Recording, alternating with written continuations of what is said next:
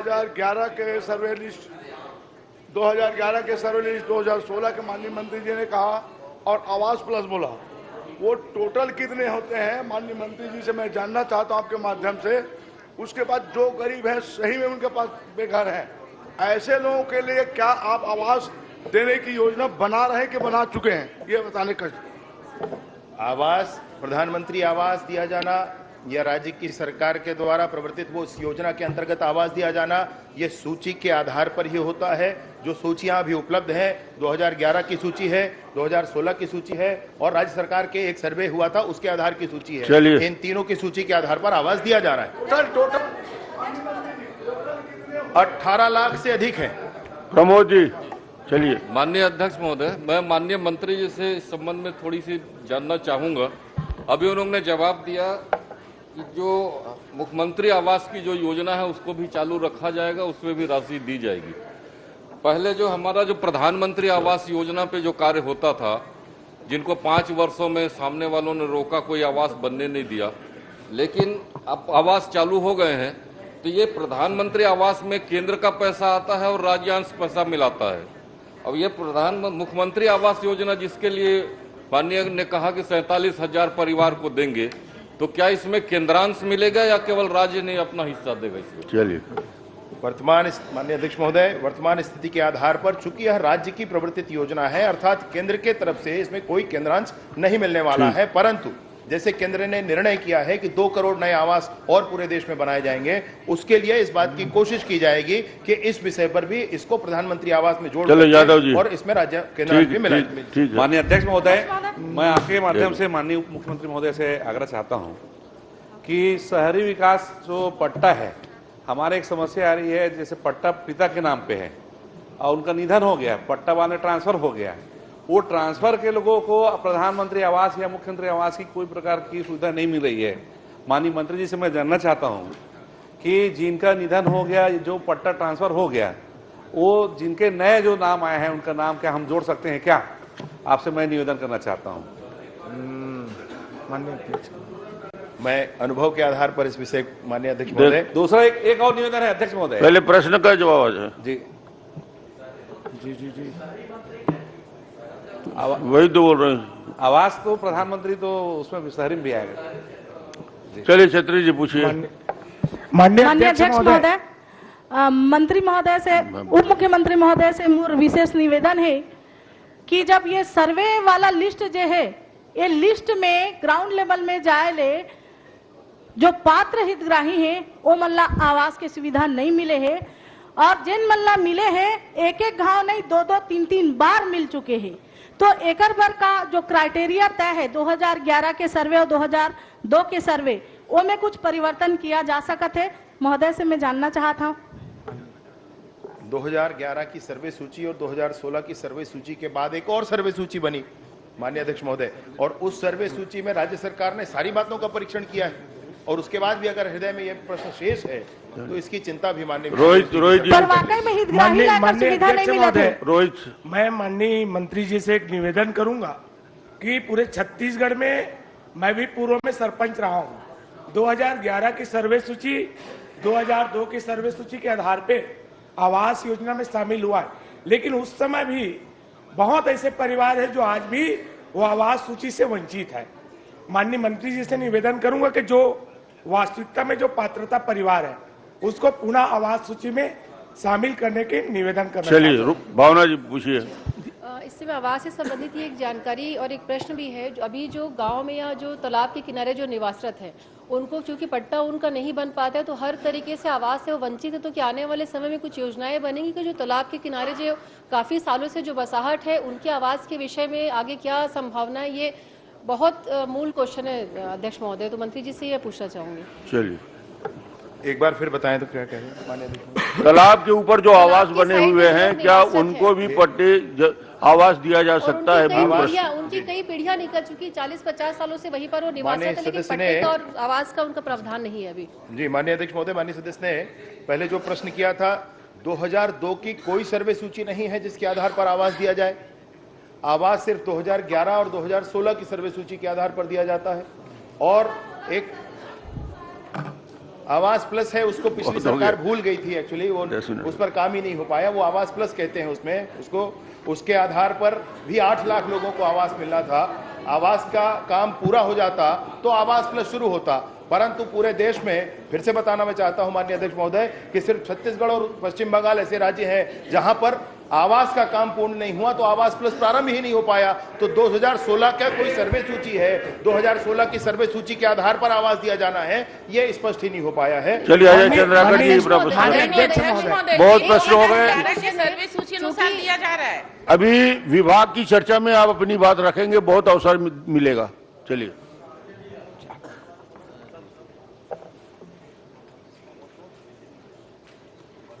माननीय मंत्री जी, मैं आपसे जानना चाहता हूं कि आपका विभाग बड़ा सक्षम विभाग है। माननीय मंत्री जी, आपका विभाग भारी सक्षम है। 1 महीने में आपने पूरे प्रदेश का सर्वे करवा दिया 2023 में। तो ये मैं आपसे ये जानना चाहता हूं, ये सर्वे करवाने की 1 महीने में अचानक सर्वे करवाने की जरूरत क्यों पड़ी, और सर्वे के रिपोर्ट के आधार पर जो अनुशंसाएं मिली उसमें आपने क्या क्या नीति कार्यक्रम स्वीकार किए, और सर्वे के रिपोर्ट को सरकार ने क्या स्वीकार कर लिया? माननीय अध्यक्ष महोदय, क्रिकेट के मैदान में सचिन तेंदुलकर आ जाए या सदन में माननीय अजय चंद्राकर जी आ जाए, एक जैसी ऊर्जा और एक जैसा उत्साह लोगों में होता है। माननीय नहीं, ये फास्ट बॉलर है, बैटिंग।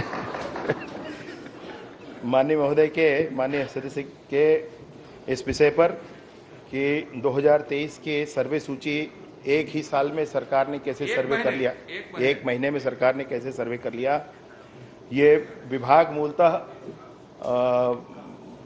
पूर्ववर्ती मंत्री आप ही रहे हैं, आप ही के आधारशिला पर यह विभाग आगे बढ़ता है। आपने ही जो प्रतिमान स्थापित किए हैं उसको पार करना बहुत बढ़िया। ठीक, मैं आपसे ये जरूर कहना चाहता हूं कि ये जो सर्वे हुआ है, इस सर्वे के आधार पर इसका फिर से भौतिक परीक्षण नहीं हुआ है, परंतु इसमें जो 0 कमरों के मकान हैं, कच्चे कमरों वाले, उन आवास के लिए भौतिक सत्यापन भी किया गया है और उनको स्वीकृत भी किया गया है। मैं आपको जरूर बताना चाहता हूं। नहीं माननीय, आप सिर्फ मकान में केंद्रित हो गए। मैंने ये पूछा है कि 1 महीने के सर्वे में आपको सर्वे की जो जो रिपोर्ट मिली है उसके आधार, उस सर्वे रिपोर्ट को क्या आपने स्वीकार कर लिया, और उस आधार पर आपने क्या नीति कार्यक्रम बनाए, आपने लिखा है उसमें, और क्या बजट उसके लिए निर्धारित किया? यदि मैं पूछूंगा कि सिर्फ आवास का, तब आवास का विषय आएगा। अभी तो मैंने पूरे सर्वे के बारे में पूछा है आपसे, आवास तक अभी पहुंचा नहीं हूं मैं। माननीय अध्यक्ष महोदय, इसी विषय पर मैं आपसे कह रहा था कि सर्वे हुआ है, डाटा सामने आया है, और उसका अंतिम भौतिक सत्यापन ये होने के बाद उसकी स्वीकार्यता की बात आती है। भौतिक सत्यापन उसमें से एक पोर्शन का किया गया, बाकी डाटा का भौतिक सत्यापन नहीं किया गया। और वो 47,090 ऐसे लोग थे जिनको चिन्हांकित करके, जिनका सर्वे में आया था कि इनके पास एक भी कच्चा मकान रहने के लिए नहीं है, उस पोर्शन का सत्यापन करके, उसको स्वीकार करके और उस पर योजना बना करके काम किया गया है।